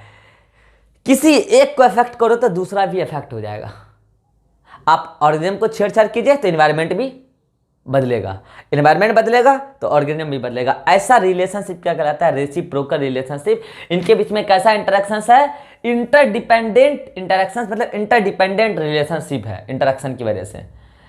इसी रिलेशनशिप की बायोलॉजी के जिस ब्रांच में हम स्टडी करते हैं इकोलॉजी कहलाती है। इसी रिलेशनशिप की स्टडी जो ऑर्गेनिज्म एनवायरनमेंट के बीच में है, इसी की स्टडी क्या कहलाती है? इकोलॉजी कहलाती है। बोलिए अब इकोलॉजी का बेटर डेफिनेशन क्या दीजिएगा? Ecology is the study of relationship और interactions between organism and environment. बताइए, अगर मैंने ऑर्गेनिज्म बोला है तो बायोटिक फैक्टर है वो, इन्वायरमेंट बोला है तो उसमें बायोटिक और एबायोटिक दोनों है। तो आप अगला डेफिनेशन क्या बताइएगा इकोलॉजी का? Ecology is the study of relationship between biotic factor with other biotic factor and also with abiotic factor. यही इकोलॉजी है। क्या ये बायोटिक फैक्टर सिर्फ इसके साथ रिलेशन रख रहा है? नहीं, इसके साथ भी रख रहा है ना। तो इसका बेटर डेफिनेशन क्या हो जाएगा इकोलॉजी का? Ecology is study of interactions और inter relationship between biotic factor with other biotic factor and abiotic factor is known as ecology. आइए आपको एक डायग्राम से हम और एक्सप्लेन करते हैं इसके डेफिनेशन को। ऐसा समझाएंगे आपको डेफिनेशन कि आप कभी रटिएगा नहीं। और इतना बड़ा यूनिट है तो इसका आपको पहले डेफिनेशन ही अच्छे से क्लियर होना चाहिए। चलिए, ये इन्वायरमेंट है। ये क्या बोला मैंने? ये इन्वायरमेंट है। आप ही बताइए, इन्वायरमेंट में सब कुछ होता है ना। इन्वायरमेंट में ए बायोटिक फैक्टर भी होगा, ए बायोटिक फैक्टर, आप खुद बोलिए एबायोटिक फैक्टर में क्या क्या होगा। सॉइल होगा, लाइट होगा, टेम्परेचर होगा, एयर होगा, एटसेट्रा, बहुत कुछ होगा। चलिए बायोटिक फैक्टर में आप खुद बताइए, बायोटिक फैक्टर में यहाँ पे क्या क्या होना चाहिए। एटलीस्ट प्लांट, एनिमल और माइक्रोब्स, इतना तो होना चाहिए जी। Plant, animal, microbes. अच्छा एक बात बताइए, क्या ये प्लांट इस एनिमल पर डिपेंड नहीं कर रहा होगा? कर रहा होगा जी। कैसे कर रहा होगा? इस प्लांट को एनिमल का सपोर्ट चाहिए, तब जाके ग्रो करेगा। कैसे चाहिए आप खुद जान रहे हैं, खेती बाड़ी हम लोग कर रहे हैं। अच्छा भाई, ये एनिमल क्या प्लांट पर डिपेंड नहीं कर रहा होगा? कर रहा होगा ना। कैसे? फूड कहाँ से आएगा? मीन्स ये दोनों एक दूसरे पर डिपेंड किए हैं, तो यहाँ पर रिलेशनशिप बना होगा कि नहीं बना होगा? बताइए ये रिलेशनशिप कैसा होगा जो मैंने रेड मार्कर से बनाया? नो डाउट ये भी रेसिप्रोकल है। कैसा होगा? एक बायोटिक फैक्टर दूसरे बायोटिक फैक्टर पर डिपेंड कर रहा है, ऐसा ही रिलेशनशिप है ना यहाँ पर। इधर आइए, क्या ये एनिमल माइक्रोब्स पर डिपेंड नहीं कर रहा होगा? क्या हम बहुत सारे बैक्टीरिया से मेडिसिन नहीं बनवा लेते हैं? क्या ऐसे भी बहुत सारे बैक्टीरिया हमारे लिए यूजफुल है ना? क्या इसका मतलब एनिमल माइक्रोब्स पर डिपेंड कर रहा है? क्या माइक्रोब्स एनिमल पर डिपेंड नहीं कर रहा? हाँ करता है ना। बहुत सारे माइक्रोब्स एनिमल पर डिपेंड कर रहे हैं, पैरासिटिक होते हैं, तो उनको चाहिए, एनिमल से न्यूट्रिशन चाहिए। मीन्स माइक्रोब्स भी एनिमल पर डिपेंड कर रहे हैं। अच्छा एक बात बताइए, क्या ये प्लांट माइक्रोब्स पर डिपेंड नहीं कर रहा होगा? ऑब्वियसली कर रहा होगा। अभी बताया मैंने, प्लांट के हायर प्लांट में नाइट्रोजन फिक्सेशन कौन करता है? बैक्टीरिया करता है। बैक्टीरिया क्या? माइक्रोब्स है। मीन्स प्लांट इस माइक्रोब्स पर डिपेंड कर रहा होगा। क्या ये माइक्रोब्स प्लांट पर डिपेंड नहीं करता? करता है ना। चाहिए ना उसको फूड, हायर प्लांट के रूट के आसपास रहता है, उसको फूड कौन देगा? प्लांट ही देगा ना। मीन्स माइक्रोब्स भी प्लांट पर डिपेंड करता है। बताइए ये जो मैंने रेड मार्कर का रिलेशनशिप बताया, ये रिलेशनशिप कैसा है? ये यहां पर मैं बता रहा हूं, ये रेड वाला मार्कर वाला रिलेशनशिप, ये रिलेशन बिटवीन बायोटिक फैक्टर है कि नहीं है? बताइए स्टूडेंट। मीन्स ये सिर्फ बायोटिक फैक्टर के बीच का ही रिलेशनशिप है। चलिए अगला ये आपको बताते हैं ब्लू मार्कर से। क्या इस प्लांट को सॉइल, लाइट, टेम्परेचर, एयर की आवश्यकता नहीं है? है ना। मतलब प्लांट इस एबायोटिक फैक्टर पर डिपेंड करेगा ना। क्या इस एबायोटिक फैक्टर को इस प्लांट की आवश्यकता नहीं है? है। ये टेम्परेचर देखिए, रेगुलेशन कैसा होता है? टेम्परेचर का रेगुलेशन CO2 से लेना देना है। CO2 ज़्यादा होगा तो टेम्परेचर बढ़ जाएगा। एयर, O2 प्रोड्यूस कर रहा है ना प्लांट, CO2 कंज्यूम कर रहा है ना। बताइए लेना देना है कि नहीं? प्लांट पे डिपेंड कर रहा है कि नहीं कर रहा? कर रहा है ना। मिस ये एबायोटिक फैक्टर भी प्लांट पर डिपेंड करेगा। ये कैसा रिलेशनशिप हुआ जो ब्लू वाला मैंने बनाया? रिलेशन बिटवीन बायोटिक, प्लांट क्या बायोटिक फैक्टर है? Relationship between biotic and abiotic factor. बताइए, relation between biotic and abiotic factor अच्छा बताइए, जैसे प्लांट इस एबायोटिक फैक्टर पर डिपेंड किया है, क्या ये एनिमल इस एबायोटिक फैक्टर पर डिपेंड नहीं कर रहा होगा? क्या एनिमल को सॉइल, लाइट, टेम्परेचर, एयर नहीं चाहिए? चाहिए ना। और क्या ये एबायोटिक फैक्टर इस एनिमल पर डिपेंड नहीं कर रहा होगा? हाँ कर रहा होगा, जरूर कर रहा होगा ना। हम लोग O2 वगैरह कंज्यूम कर लेते हैं ना, CO2 वगैरह छोड़ देते हैं, तब ना एनवायरनमेंट में उसका कंसंट्रेशन बढ़ घट रहा है। हम लोग लाइट को यूज कर लेते हैं, टेम्परेचर को भी रेगुलेट करते हैं हम लोग मरते हैं तब जाकर सॉइल बनता है। तो मतलब एबायोटिक फैक्टर भी जाकर एनिमल पर डिपेंड कर रहा है कि नहीं कर रहा है? इन द सेम वे क्या ये माइक्रोब भी इस एबायोटिक फैक्टर पर डिपेंड नहीं कर रहा होगा? और क्या ये एबायोटिक फैक्टर इस माइक्रोब पर डिपेंड नहीं कर रहा होगा? मीन्स ये प्लांट, एनिमल, माइक्रोब्स तीनों इस एबायोटिक फैक्टर पर डिपेंड कर रहे होंगे, और एबायोटिक फैक्टर भी इस प्लांट, एनिमल, माइक्रोब्स पर डिपेंड कर रहा होगा। और ये जो ब्लू वाला मैंने रिलेशनशिप बताया, कैसा रिलेशनशिप है? Relation between biotic and abiotic factor. Biology के जिस ब्रांच में हम ये रेड वाला और ब्लू वाला, मतलब रेड वाला क्या है? रिलेशन बिटवीन बायोटिक, और ब्लू वाला relation between biotic and abiotic. Biology के जिस ब्रांच में इस दोनों रिलेशन का हम स्टडी करते हैं, उसी को इकोलॉजी बोलते हैं स्टूडेंट। इन दोनों का स्टडी क्या कहलाता है? इकोलॉजी कहलाता है। यही इकोलॉजी है स्टूडेंट। बताइए अब आप इकोलॉजी का बेस्ट डेफिनेशन क्या दीजिएगा? कि ecology is the study of relationship between biotic factor with other biotic factor and also with abiotic factor. ये इकोलॉजी का सबसे बेस्ट डेफिनेशन है। आप इसको मॉडिफाई भी कर सकते हैं। Ecology is the study of interactions और relationship between one living things with other living things and also with non living things. क्योंकि मैंने स्टार्टिंग में बता दिया कि बायोटिक फैक्टर का मतलब क्या होता है, लिविंग, एबायोटिक का मतलब नॉन लिविंग। तो ये इकोलॉजी का डेफिनेशन है। इकोलॉजी टर्म, ये सब अभी आपको मैंने बताया। इकोलॉजी टर्म किसने दिया था? Ecology term proposed by Ernst Haeckel. Term Ernst Haeckel ने दिया था। जबकि फादर ऑफ इकोलॉजी कौन माने जाते हैं? Father of ecology is writer. ये सब साइंटिस्ट के नाम पूछे जाते हैं, मगर father of Indian ecology, father of Indian ecology BHU के एक प्रोफेसर थे। इंडिया के बहुत सारे इकोसिस्टम पर उन्होंने स्टडी किया है, इसलिए उनको इंडियन इकोलॉजी के फादर माने जाते हैं। नाम है उनका प्रोफेसर रामदेव मिश्रा। प्रोफेसर रामदेव मिश्रा। ये तीनों साइंटिस्ट इंपॉर्टेंट है इकोलॉजी से रिलेटेड स्टूडेंट। तो इकोलॉजी का क्या डेफिनेशन हो गया? Ecology is the study of interactions और inter relationship between biotic factor with other biotic factor and also with abiotic factor. यहां से एक बार सवाल आया था। सभी बच्चे, मैं एक बोर्ड पे क्वेश्चन लिख रहा हूं, सभी बच्चे अपना अपना आंसर कमेंट में देंगे, फिर मैं लास्ट में आंसर बताऊंगा। अगर आप कमेंट में आंसर देंगे तो मैं समझ जाऊंगा कि आप मेरा वीडियो लेक्चर सीरियसली देख रहे हैं और आप समझ भी रहे हैं। अगर किसी को वीडियो लेक्चर देखने में कुछ प्रॉब्लम आ रही हो तो आप बेहिचक कमेंट में बोलिए, मैं अपने उस तरीके से मैं अपने आप को मॉडिफाई करूंगा। और एक बात का ख्याल रखिए, चूंकि यूट्यूब पर वीडियो डालना मेरे हैबिट में नहीं था, ये लॉकडाउन की वजह से मैंने डालना स्टार्ट कर दिया है। अब तो अभी स्टार्टिंग है, तो वीडियो क्वालिटी में थोड़ा सा हो सकता है कि कमी रह रही हो, वो मैं धीरे धीरे दूर कर लूँगा।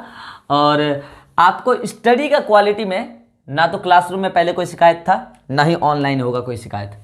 हाँ, वीडियो क्वालिटी में थोड़ा बहुत ये है इशू कि मुझे पहले प्रैक्टिस नहीं था यूट्यूब पर वीडियो डालने का, धीरे धीरे प्रैक्टिस हो जाएगा। तो आप स्टार्टिंग में अगर आपको थोड़ा बहुत क्वालिटी ये लगे, बोर्ड तो ठीक ठाक दिखता है ना, बोर्ड ठीक ठाक दिखेगा, बस मेरे मूवमेंट में हो सकता है थोड़ा बहुत प्रॉब्लम हो। तो स्टार्टिंग में कुछ वीडियोज़ में हो सकता है प्रॉब्लम आए, खुद में मैं ठीक कर लूँगा, है ना। क्योंकि अगर मैं अभी ये ठीक करने में लग जाऊँगा तो आपका सिलेबस जल्दी से भागेगा नहीं। आइए, क्वेश्चन था, सभी बच्चे आंसर बताइएगा कमेंट में। क्वेश्चन था, एपीएमटी में आया था, ecology is study of relation between, ये क्वेश्चन था और 4 ऑप्शन था। पहला ऑप्शन था biotic factor with another biotic factor, another biotic factor. अगला ऑप्शन था biotic factor with A biotic factor. अगला ऑप्शन था ए biotic factor, A biotic factor with A biotic factor. और लास्ट ऑप्शन था biotic factor with another biotic factor, another biotic factor and with A biotic factor. सभी बच्चे अपना अपना answer comment में बताइए, 1 2 3 4 में से कौन सा ऑप्शन सही है। क्वेश्चन ये था, ecology is study of relation between, पहला ऑप्शन है biotic factor with another biotic factor. अगला ऑप्शन है biotic factor with A biotic factor. और अगला ऑप्शन है ए biotic factor with A biotic factor. और अगला है biotic factor with another biotic factor with abiotic factor। तो आप इसका आंसर बताइए कि आंसर क्या होगा। कमेंट में लिखिए, आपके आंसर का रिप्लाई जरूर किया जाएगा। बताइए बताइए, इसका आंसर बताइए, कमेंट में बताइए आंसर नीचे। वैसे जो बच्चे होशियार होंगे उनको आंसर बोर्ड पे दिख रहा होगा, आंसर बोर्ड पे ही है। दिमाग लगाइए, अपना ब्रेन लगाइए, आंसर बोर्ड पे छुपा हुआ है। 4 ऑप्शन था नीट में, एपीएमडी का क्वेश्चन है।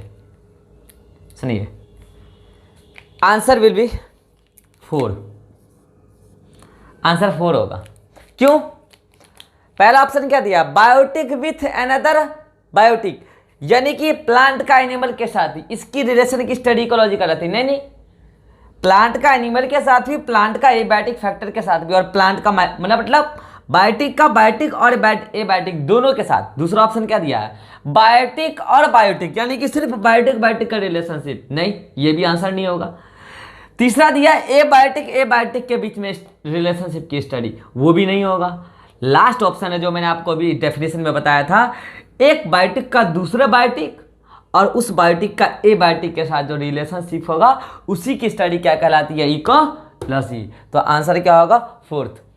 यदि ऑप्शन में कल को ये ना हो तो आंसर सेकेंड जाएगा। अगर यहाँ पे कोई और उठपटांग आंसर दे दे, ऑप्शन दे दे, और या फिर नन ऑफ दिस दे दे, तो आंसर मजबूरी में सेकेंड मारना पड़ेगा। फिर बताना पड़ेगा बायोटिक और एबायोटिक, ये सारे बायोटिक मान लेने होंगे और ये एबायोटिक मान लेने होंगे। अदरवाइज सच्चाई क्या है कि बायोटिक बायोटिक के बीच में भी रिलेशनशिप है और इन सारे बायोटिक का एबायोटिक के साथ भी रिलेशनशिप है, उसी की स्टडी क्या कहलाती है, इकोलॉजी कहलाती है। स्टूडेंट इसको नोट कीजिए। चलिए आइए, नेक्स्ट है इकोलॉजी का। अब हम आपको पहला चैप्टर एनसीईआरटी के अकॉर्डिंग स्टार्ट कर रहे हैं और उस चैप्टर का नाम एनसीईआरटी ने दिया है ऑर्गेनिज्म एंड पॉपुलेशन। क्या दिया है, ऑर्गेनिज्म एंड पॉपुलेशन।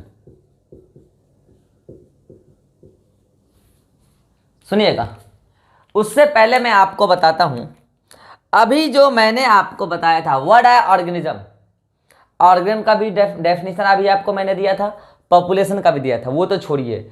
मैं अभी आपको पूरा इकोलॉजिकल ऑर्डर बताता हूं, इकोलॉजिकल ऑर्डर, या फिर इसी को बोलते हैं इकोलॉजिकल हायरार्की। इकोलॉजिकल हायरार्की है ना। आइए आपको हम बताते हैं, इकोलॉजिकल ऑर्डर या इकोलॉजिकल हायरार्की की जो सबसे छोटी यूनिट है ऑर्गेनिज्म मानी जाती है। क्या मानी जाती है स्टूडेंट, ऑर्गेनिज्म। सुनिए, जब यहां पे सबसे छोटी यूनिट की बात आई है, मतलब स्मॉलेस्ट यूनिट, तो ecological study, ecological order, ecological hierarchy की तो सबसे छोटी यूनिट कौन है, ऑर्गेनिजम्स। जब आपसे बात की जाए smallest unit of life, life, अगर आपसे बात की जाए स्मॉलेस्ट यूनिट ऑफ लाइफ, तो आप क्या बोलेंगे, सेल। सेल ही वो चीज है जिससे बन के बॉडी बना है। अच्छा सुनिए, अगर आपसे पूछा जाए स्मॉलेस्ट यूनिट ऑफ इवोल्यूशन, तो आप बोलेंगे पॉपुलेशन। किसी एक में चेंजेस रोज होते हैं, मेरे अंदर भी बहुत सारे चेंजेस हो रहे हैं, आपके अंदर भी हो रहे हैं, लेकिन इसको इवोल्यूशन नहीं माना जाएगा। ये नहीं माना जाएगा कि नया एटलीस्ट 10% इंडिविजुअल ऑर्गेनिज्म जो पॉपुलेशन का होगा, अगर उतने में चेंजेस आ गया तो हम मान लेंगे कि इवोल्यूशन हुआ है, नया स्पीशीज का फॉर्मेशन हुआ है। अदरवाइज छोटे मोटे चेंजेस तो रोज होते रहते हैं, सारे ऑर्गेनिज्म में होते हैं। तो इवोल्यूशन का यूनिट क्या माना जाता है, पॉपुलेशन। लाइफ का स्मॉलेस्ट यूनिट क्या माना जाता है, सेल। और इकोलॉजी की स्मॉलेस्ट यूनिट क्या मानी जाती है, ऑर्गेनिज्म। तो आया ऑर्गेनिज्म। चलिए ऑर्गेनिज्म को पहले डिफाइन करते हैं, व्हाट इज ऑर्गेनिज्म। तो सुनिए, कोई भी बच्चा, पहले मैं आपको पूरा इकोलॉजिकल हायरार्की बताता हूं।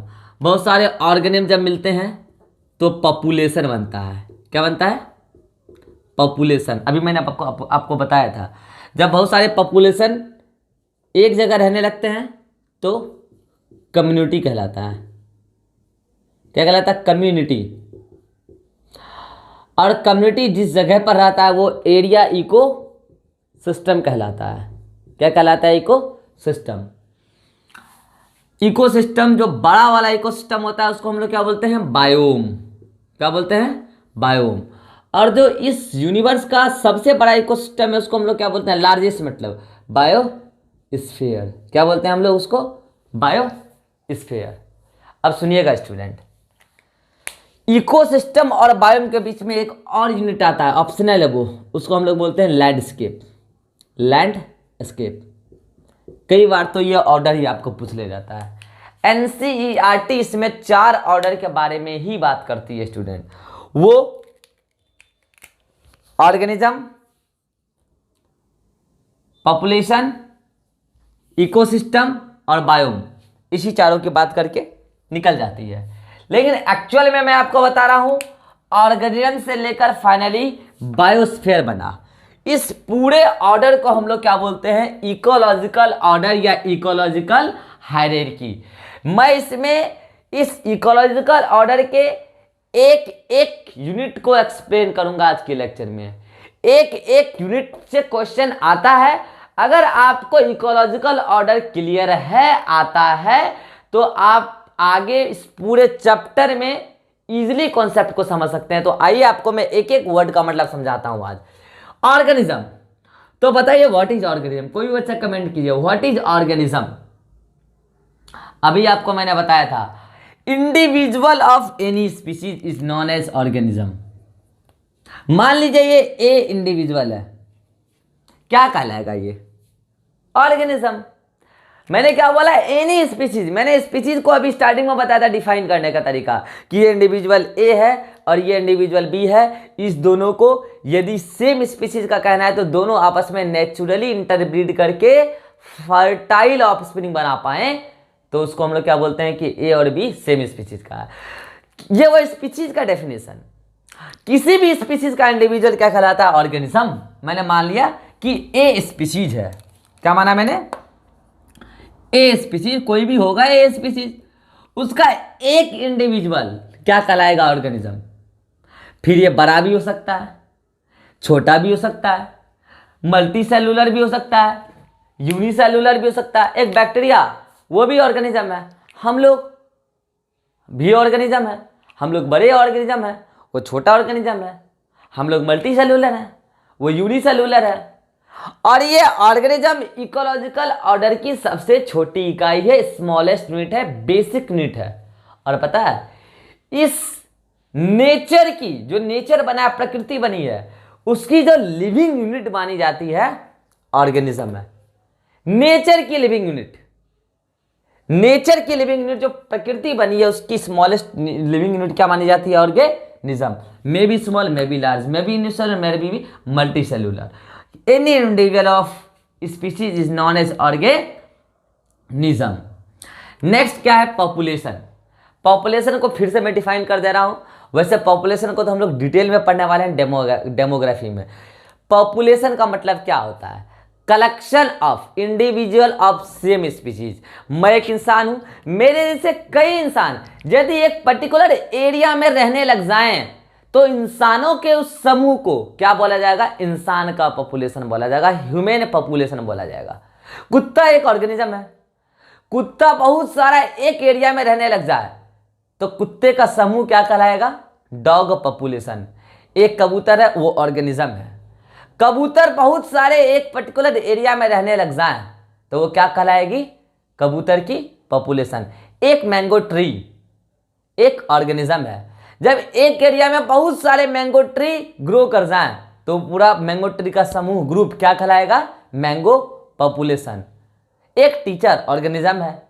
बहुत सारे टीचर एक जगह रहते हैं, हम लोग कॉमनली बोल देते हैं टीचर का पॉपुलेशन है। मतलब पॉपुलेशन कहने से मतलब आप क्या समझ रहे हैं कि उस ग्रुप में, पॉपुलेशन एक ग्रुप है, लेकिन शर्त क्या है कि उस ग्रुप में सारे इंडिविजुअल सेम स्पीसीज से बिलोंग करने चाहिए। जैसे देखिए मैंने ए ऑर्गेनिज्म बताया था। अगर मैं पॉपुलेशन की बात करूंगा कि मान लीजिए ये ए पॉपुलेशन है, ठीक, ए पॉपुलेशन, तो मैंने क्या बोला कि पॉपुलेशन में सेम टाइप के ऑर्गेनिज्म, सेम स्पीशीज को बिलोंग करने वाले इंडिविजुअल होने चाहिए, वही ग्रुप को बोलेंगे पॉपुलेशन। तो बताइए यहाँ पर बहुत सारे ए रह रहे होंगे, एक पर्टिकुलर एरिया में बहुत सारे ए ऑर्गेनिज्म रह रहे होंगे इंडिविजुअल, और इस ग्रुप को हम क्या बोलते हैं? पॉपुलेशन। क्लियर है? अच्छा बताइए, क्या ऐसा ऐसा एक ए पॉपुलेशन ही होगा?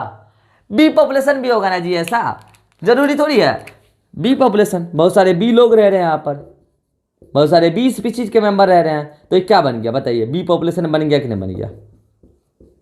बन गया, तैयार है। ऐसा ऐसा सी भी तो रह रहा होगा, मतलब ऐसा ऐसा अलग अलग स्पीशीज के तो बहुत सारे ग्रुप बन गए होंगे ना जी, सी पॉपुलेशन। पता है, इस ग्रुप को आप बोल रहे हैं पॉपुलेशन, इस ग्रुप को आप बोल रहे हैं पॉपुलेशन, इस ग्रुप का बोल रहे हैं पॉपुलेशन। इसका नाम दिया ए पॉपुलेशन, इसका नाम दिया आपने बी पॉपुलेशन, और इसका नाम दिया आपने सी पॉपुलेशन, अलग अलग। यदि मैं इन सबको एक साथ बात करूं, जहां पर ए भी रह रहे हैं,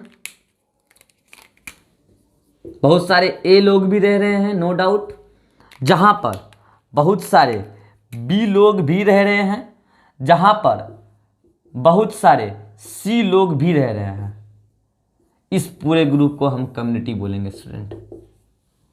गौर कीजिएगा स्टूडेंट, मैंने पॉपुलेशन में, ग्रुप में, नो डाउट पॉपुलेशन भी ग्रुप है, कम्युनिटी भी ग्रुप है। पॉपुलेशन छोटा ग्रुप है, कम्युनिटी बड़ा ग्रुप है। पॉपुलेशन में सेम टाइप के इंडिविजुअल होंगे, जबकि आप गौर कीजिए कम्युनिटी में डिफरेंट टाइप के स्पीशीज के मेंबर्स आ गए। मींस आप कम्युनिटी का क्या डेफिनेशन दीजिएगा? Community is the group of और collection of individual of different species, different species के जो इंडिविजुअल का कलेक्शन है, ग्रुप है, इसको हम लोग क्या बोलते हैं? कम्युनिटी। बताइए आप कम्युनिटी का एक डेफिनेशन और दीजिएगा कि नहीं अच्छा वाला। आप यदि ये बोल रहे हैं, अच्छा बताइए, यहां पर बी और सी नहीं होता तो ए का बहुत सारा इंडिविजुअल होता तो ए पॉपुलेशन बोलते हैं ना उसको। मान लीजिए ए नहीं होता और सी नहीं होता, बी बहुत सारा होता तो उसको बी पॉपुलेशन बोलते हैं ना। मान लीजिए बी भी नहीं होता, ए भी नहीं होता, सी बहुत सारा होता तो आप उसको सी पॉपुलेशन बोलते हैं ना। लेकिन यहाँ पर तीनों एक साथ है, इसका मतलब A population, B population, C population तीनों एक साथ है। तो बताइए, क्या आप कम्युनिटी का ये डेफिनेशन भी नहीं दे सकते हैं? Community is the group of different population, ये भी तो डेफिनेशन हो सकता है ना। इसका मतलब इसका आप दो डेफिनेशन दे सकते हैं। Community is group of collection of different individual from different species. एक डेफिनेशन क्या दे सकते हैं कि community is group of different population, ये हुआ कम्युनिटी। अब सुनिएगा, कम्युनिटी अगर बात आया है तो कम्युनिटी बनता है डिफरेंट पॉपुलेशन से। अब पॉपुलेशन तो बहुत सारा होता है, ह्यूमन का भी होता है, पिजन का भी होता है, बैक्टीरिया का भी होता है, प्लांट का भी होता है। एक बात बताइए, चलिए मैं आपके सामने एक एग्जांपल ले रहा हूं। मानिए ए कोई एनिमल है, उसका ग्रुप है। बी कोई एनिमल है, उसका भी ग्रुप है। सी कोई एनिमल है, उसका भी ग्रुप है। तो ये तो क्या ए बी सी पॉपुलेशन हो जाएगा, अलग अलग बात करेंगे। मगर इस तीनों को यदि मैं एक साथ बात करूंगा तो बताइए, यदि ए बी सी तीनों एनिमल है तो क्या मैं इसको एनिमल पॉपुलेशन नहीं बोल सकता? बोलिए, मैं इसको animal population sorry animal community नहीं बोल सकता? ए बी सी तीनों एक साथ रह रहे हैं ना, एनिमल कम्युनिटी। बोलिए, बोल सकते हैं कि नहीं बोल सकते हैं? सपोज कीजिए कि यहां पर कोई वन स्पीशीज है, वन, सपोज दैट नाम दिया मैंने वन, तो वन का बहुत सारा ग्रुप है, तो क्या कहलाएगा वो? One population. वन कोई प्लांट होगा। चलिए, टू, ये भी कोई स्पीशीज है, प्लांट स्पीशीज, टू का भी बहुत सारा इंडिविजुअल होगा। तो मैं अगर सिर्फ टू की बात करूंगा तो टू पॉपुलेशन बोल दूंगा, प्लांट है कोई। चलिए, थ्री, थ्री भी कोई प्लांट होगा। अकेले में अगर मैं थ्री के ग्रुप की बात करूंगा तो क्या बोलेगा आप? Three population. लेकिन ये वन टू थ्री तीनों क्या प्लांट एक ही जगह रह रहे हैं, तो बताइए आप क्या उसको प्लांट कम्युनिटी नहीं बोल सकते हैं? बोलिए बोलिए बोलिए, प्लांट कम्युनिटी नहीं बोल सकते?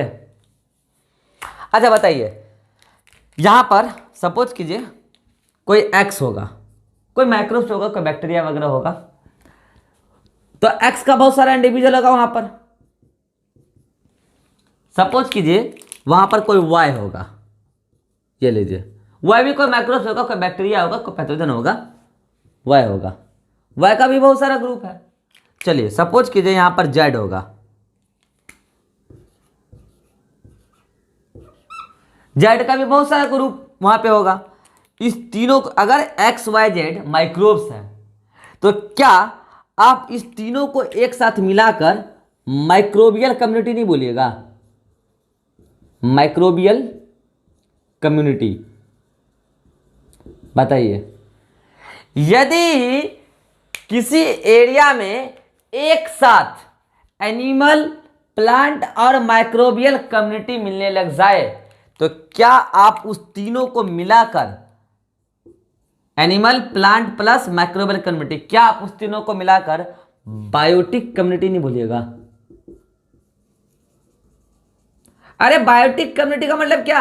Biotic factor, plant, animal, microbes, अभी स्टार्टिंग में मैंने बात किया था, जिसमें बहुत सारे एनिमल हैं, बहुत सारे प्लांट हैं, बहुत सारे माइक्रोब्स हैं। उस पूरी कलेक्शन को एक साथ आप क्या बोल रहे हैं? Biotic community. मतलब बायोटिक कम्युनिटी में अकेला प्लांट नहीं आता है, प्लांट का पूरा कम्युनिटी आता है, और सिर्फ प्लांट का कम्युनिटी नहीं आता, एनिमल का भी कम्युनिटी आता है, उसमें माइक्रोब्स का भी कम्युनिटी आता है। उस पूरे को आप क्या बोल रहे हैं? Biotic community. तो ये हुआ कम्युनिटी। अब सुनिएगा, क्या ये एनिमल इस प्लांट कम्युनिटी से इंटरेक्ट नहीं कर रहा होगा? कर रहा होगा ना? क्या ये प्लांट कम्युनिटी इस माइक्रोबियल कम्युनिटी से इंटरेक्ट नहीं कर रहा होगा? कर रहा होगा ना? क्या ये माइक्रोबियल कम्युनिटी एनिमल कम्युनिटी से इंटरेक्ट नहीं कर रहा होगा? कर रहा होगा ना? क्या ये एनिमल कम्युनिटी इस माइक्रोबियल कम्युनिटी से इंटरेक्ट नहीं कर रहा होगा? कर रहा होगा ना?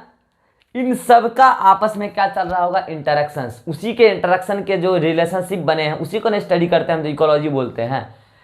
जिस फिजिकल एरिया में ये सब आपस में इंटरेक्ट कर रहे होंगे, ये तो क्या बोला मैंने? बायोटिक बायोटिक के बीच में इंटरेक्शन। क्या सिर्फ यही इंटरेक्ट कर रहे होंगे? क्या animal community a biotic factor पर डिपेंड नहीं कर रहा होगा? सॉइल, एयर, टेम्परेचर, वाटर पे। क्या ये plant community a biotic factor पर रिलेशनशिप नहीं डिपेंड कर रहा होगा? Soil, air, temperature, water, light पे। क्या इस माइक्रोब्स को soil, air, light, temperature, water की एक्सेट्रा नहीं है? जरूरत नहीं है ना? इसका मतलब एनिमल, प्लांट, माइक्रोब्स ये सब वहां पर ए बायोटिक फैक्टर के साथ, वो एरिया जहां पर biotic community a biotic factor के साथ इंटरेक्ट कर रहा होगा, वो फिजिकल एरिया इकोसिस्टम कहलाता है। मतलब इकोसिस्टम क्या है? एक एरिया जहां पर बायोटिक कम्युनिटी मौजूद है। अभी मैंने बताया बायोटिक कम्युनिटी में तीनों आ जाएगा, plant, animal and microbial community. Biotic community भी मौजूद है और ए बायोटिक फैक्टर भी मौजूद है। ए बायोटिक फैक्टर भी मौजूद है। वो फिजिकल एरिया, मैं इन दोनों की बात नहीं कर रहा, इन दोनों को मैं अच्छे से डिफाइन कर चुका हूं। वो फिजिकल एरिया, वो जगह है, फिजिकल एरिया वो जगह है, क्या कहलाता है? इकोसिस्टम कहलाता है। मतलब आप इकोसिस्टम को क्या डेफिनेशन दे सकते हैं उसका? Ecosystem is physical area where biotic community interacts with A biotic factor and among themself. मतलब biotic community a biotic factor के साथ इंटरेक्ट कर रही है और आपस में भी इंटरेक्ट कर रही है ना, प्लांट एनिमल के साथ, एनिमल प्लांट के साथ, एनिमल माइक्रोब्स के साथ, माइक्रोब प्लांट के साथ। वो फिजिकल एरिया क्या कहलाता है? इकोसिस्टम। पता है स्टूडेंट, इस नेचर की सेल्फ रेगुलेटरी यूनिट मानी जाती है इकोसिस्टम। इस नेचर को अपने आप रेगुलेट करती है इकोसिस्टम। कैसे? थ्रू बायो जियो केमिकल साइकिल। हम इकोसिस्टम का 4 फंक्शन पढ़ेंगे, उसमें एक पढ़ेंगे बायो जियो केमिकल साइकिल। आपको पता होना चाहिए इकोसिस्टम एक अलग से चैप्टर ही है। इकोसिस्टम सेल्फ रेगुलेटरी यूनिट है। अच्छा बताइए, अगर मैंने बात किया इस बायोटिक कम्युनिटी की प्लांट, एनिमल, माइक्रोब्स, अगर ये प्लांट एनिमल मैक्रोब्स पॉन्ड का होगा, वो उसका हैबिटेट होगा, तो बताइए उससे जो इको पॉन्ड में एबायोटिक फैक्टर क्या होगा? सॉइल होगा, लाइट होगा, एयर होगा, टेम्परेचर होगा, और वहाँ का प्लांट एनिमल मैक्रोब्स जो होगा पॉन्ड का, aquatic plant, aquatic animals, aquatic microbes, उससे जो पूरा इकोसिस्टम बन रहा होगा, क्या उसको आप पॉन्ड इकोसिस्टम नहीं बोल सकते हैं? सपोज कीजिए कि बायोटिक कम्युनिटी में प्लांट एनिमल माइक्रोब्स वो फॉरेस्ट के होंगे, और फॉरेस्ट में एबायोटिक फैक्टर के नाम पे क्या होगा? लाइट होगा, सॉइल होगा, टेम्परेचर होगा, वाटर भी होगा सॉइल में, तो ये सब वहाँ पर क्या होगा? Abiotic factor. और ये बायोटिक फैक्टर मैंने पहले बोल दिया, बायोटिक कम्युनिटी वहाँ का फॉरेस्ट का है, तो वो जो फिजिकल एरिया है क्या फॉरेस्ट इकोसिस्टम नहीं कहला सकता है? सपोज कीजिए बायोटिक कम्युनिटी में जो प्लांट एनिमल माइक्रोब्स हैं डिजर्ट के हैं, desert plant, desert animal, desert microbes, और वहाँ पर एबायोटिक फैक्टर के नाम पर मेनली क्या है? सैंड है, मतलब रेत, और लाइट है, टेम्परेचर है, यही है। और वो फिजिकल एरिया जहाँ पर वो डिजर्ट एनिमल, डिजर्ट प्लांट, और साथ में सॉइल है, लाइट है, एयर है, सैंड है, टेम्परेचर है, वो फिजिकल एरिया क्या डिजर्ट इकोसिस्टम नहीं कहला सकता है? मतलब इकोसिस्टम हम किसको बोल रहे हैं? फिजिकल एरिया को बोल रहे हैं इकोसिस्टम। अब आपको हम बता रहे हैं, इसको आप अगर नोट करना चाहते हैं, इकोसिस्टम के आगे बता रहे, इसको अगर आप नोट करना चाहते हैं नोट कर लीजिए। वैसे सेम डायग्राम आपके नोट्स में भी दिया होगा, नीचे जो लिंक में दिया रहता है डिस्क्रिप्शन में सेम डायग्राम होगा, अगर आप इंटरेस्टेड हैं तो नोट कर सकते हैं। हर चीज़ का फोटो खींच के भेजना संभव नहीं है, बहुत सारा चीज़ आप इस वीडियो को रोक के स्क्रीनशॉट भी ले सकते हैं अगर आप नोट नहीं कर पा रहे हैं तो। वैसे सेम डायग्राम जब है तो नोट करने का क्या मतलब है?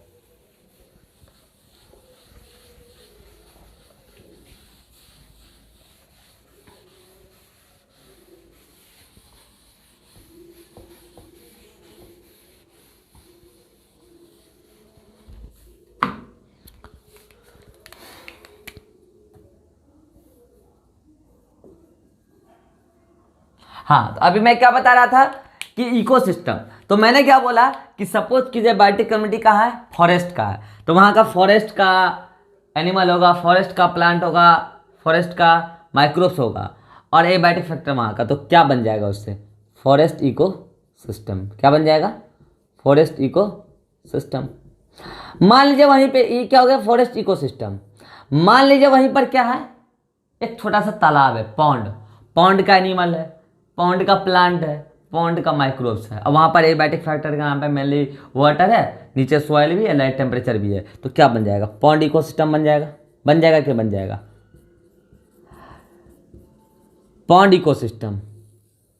आप एक चीज गौर किए, मैं क्लियर कट नहीं बता सकता कि यहां पर पॉन्ड खत्म हो गया और वहां पर से फॉरेस्ट स्टार्ट हो गया, नहीं। इकोसिस्टम का क्लियर कट बाउंड्री डिफाइन नहीं है, यह बात मैं इकोसिस्टम चैप्टर में भी बताऊंगा। इकोसिस्टम का क्लियर कट बाउंड्री डिफाइन नहीं है, दो इकोसिस्टम आपस में ओवरलैप करते हैं और वो ओवरलैप्ड एरिया इकोटोन कहलाता है, यह बात मैं इकोसिस्टम में भी बताऊंगा। आपको यहां से क्या समझ में आ रहा है कि इकोसिस्टम का क्लियर कट बाउंड्री डिफाइन नहीं होता है, इकोसिस्टम ओवरलैप करते हैं, उसका एरिया ओवरलैप करता है। अच्छा बताइए, एक बात आपको बता रहे हैं, यहां पे पॉन्ड इकोसिस्टम है, चलिए बगल में ही ग्रासलैंड भी होगा, ग्रासलैंड के एनिमल होंगे, प्लांट होंगे, ये सब होगा, बगल में ही ग्रासलैंड इकोसिस्टम भी होगा। सपोज कीजिए, देखिए ग्रासलैंड इकोसिस्टम इससे भी ओवरलैप कर रहा है, इससे भी ओवरलैप कर रहा है। सपोज कीजिए ये तीनों इकोसिस्टम जहां पर है उसके चारों ओर से बड़े बड़े पहाड़ हैं, क्या है? बड़े बड़े माउंटेन हैं, और माउंटेन से ये पूरा तीनों इकोसिस्टम गिर चुका है, जिसमें तीन इकोसिस्टम है। मैंने मेरे एग्जांपल में पहाड़ क्या है? ये माउंटेन है, ये क्या है? नेचुरल बाउंड्री है कि नहीं है? किसी भी एरिया का अगर पहाड़ आ गया वहां पे तो नेचुरल बाउंड्री है कि नहीं है? When many ecosystem is surrounded by natural boundary, that area is known as landscape. That area is known as landscape. Landscape और इकोसिस्टम में क्या अंतर है? इकोसिस्टम में उस पर्टिकुलर एरिया का ऑर्गेनिज्म होगा, जबकि लैंडस्केप में बहुत सारे इकोसिस्टम होंगे और सारे इकोसिस्टम ओवरलैप किए होंगे किससे, मतलब सराउंडेड किए होंगे किससे, नेचुरल बाउंड्री, यहां पर हमारे एग्जांपल में माउंटेन से। वो एरिया बड़ा सा क्या कहलाएगा, लैंडस्केप। आइए अब आपको बता रहे हैं हम बायोम। बायोम इकोसिस्टम का बड़ा रूप है। थाउजेंड्स ऑफ किलोमीटर एरिया के जो भी इकोसिस्टम होंगे, बड़ा सा इकोसिस्टम, बहुत बड़ा सा इकोसिस्टम, बहुत बड़ा सा है। जैसे आप सुने होंगे ट्रॉपिकल रेन फॉरेस्ट, नाम सुने, आपको हम बताएंगे, बायोम अलग से पढ़ाएंगे। ट्रॉपिकल रेन फॉरेस्ट आप सुने होंगे, ocean biome. Tropical rain forest एक प्रकार का बायोम है, बड़ा सा, थाउजेंड्स ऑफ किलोमीटर। जब हम लोग भी आए, हम लोग का भी खेती बाड़ी इसी में हो रहा है। हम लोग तो पूरा ये जोन है इंडिया का, mostly zone tropical rain forest में आ रहा है। बड़ा सा जो एरिया है, उस एरिया के बड़े से इकोसिस्टम को हम लोग क्या बोलते हैं, बायोम। जैसे ओशियन, वो भी एक प्रकार का इकोसिस्टम है, लेकिन बड़ा एरिया है वो। अमेजन फॉरेस्ट आपने नाम सुना होगा, जो ऑक्सीजन प्रोड्यूस करता है, इस अर्थ का मैक्सिमम ऑक्सीजन वही फॉरेस्ट प्रोड्यूस कर रहा है, अमेजन फॉरेस्ट। वो अमेजन फॉरेस्ट भी बहुत बड़ा है, थाउजेंड्स ऑफ किलोमीटर एरिया से बड़ा का है। तो उस सिंगल बड़े एरिया के इकोसिस्टम को हम लोग क्या बोलते हैं, बायोम, जहां पर सिंगल क्लाइमेटिक कंडीशन होगा। मतलब सालों भर पूरे एरिया में एक जैसा, अगर यहां मौसम बदला तो पूरे एरिया में बदल रहा है, तब हम उस पूरे एरिया को एक साथ क्या बोल रहे हैं, बायोम बोल रहे हैं। मतलब biome shows single climatic condition, single climate, उसको आप क्या बोल रहे हैं, बायोम। बताइए बायोम और लैंडस्केप में क्या अंतर है, एक बार पूछा गया था पीएमटी में। बायोम और लैंडस्केप में अंतर यह है कि बायोम एक सिंगल इकोसिस्टम है बट बड़ा है, जबकि लैंडस्केप ग्रुप ऑफ इकोसिस्टम है। Biome is single ecosystem and landscape is group of ecosystem. तो ये बायोम, वैसे बायोम हम लोग को थोड़ा सा डिटेल में देखना है। स्टेट टीम से पहले बहुत सारा सवाल आता था, ये पीएमटी में आने का चांस कम है, लेकिन फिर भी हम लोग समझेंगे, ठीक है। थोड़ा सा एनसीईआरटी ने दिया, ग्राफ दिया, उसको समझने के लिए बायोम हम लोग पढ़ेंगे अलग से। लास्ट क्या है, बायोस्फीयर। बायोस्फीयर क्या है, जो सबसे बड़ा इकोसिस्टम है इस यूनिवर्स का, पता है, अर्थ है। बायोस्फीयर के अंदर तो बहुत कुछ आ जाता है student.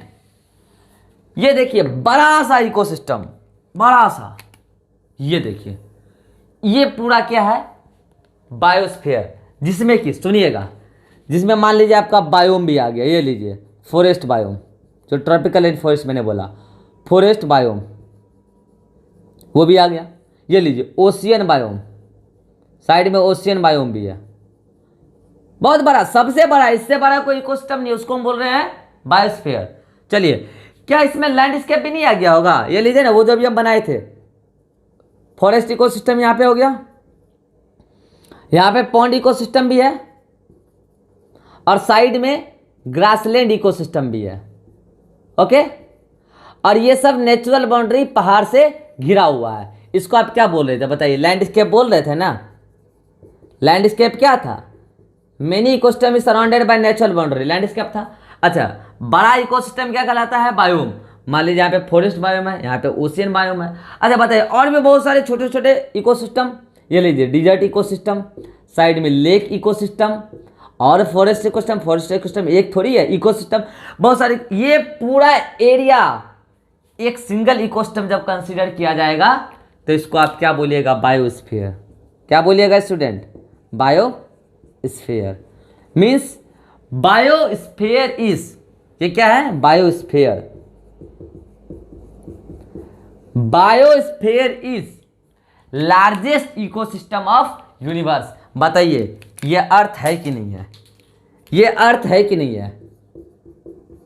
Means earth is largest ecosystem of universe. इस यूनिवर्स का सबसे बड़ा इकोसिस्टम कौन है, अर्थ है। आइए, जब बात आया है बायोस्फीयर का, तो बायोस्फीयर में आपको हम कुछ और बात बताते हैं। बायोस्फीयर में तीन चीज होगा। देखिए, यहां पर ओशियन बायोम है, तो बताइए यहाँ पर वाटर होगा कि नहीं। यहाँ पर फॉरेस्ट बायोम है, यहाँ पे प्लांट वगैरह होंगे, एयर भी होगा, वहाँ पर एयर प्रोड्यूस हो रहा होगा, गैसेस वगैरह। यहाँ पर डिजर्ट इकोसिस्टम है, सैंड वगैरह होगा। मतलब जो बायोस्फीयर है, मैं उसमें मेनली 3 चीज आपको बता सकता हूं कि क्या क्या पाया जाएगा। एक एयर होगा, एक सॉइल होगा और एक वाटर होगा। ये 3 चीज तो एटलीस्ट होगा कि नहीं होगा, बताइए। 3 चीज होगा। वो बायोस्फीयर जहां पर एयर होगा उसको आप बोलिएगा एटमॉस्फेयर। क्या बोलिएगा? एटमॉस्फेयर। बायोस्फीयर का वो पार्ट जहां पर सॉइल होगा उसको आप बोलिएगा लिथोस्फीयर। क्या बोलिएगा? लिथोस्फीयर। बायोस्फीयर का वो पार्ट जहां पर वाटर होगा उसको आप बोलिएगा हाइड्रोस्फीयर। क्या बोलिएगा? हाइड्रोस्फीयर।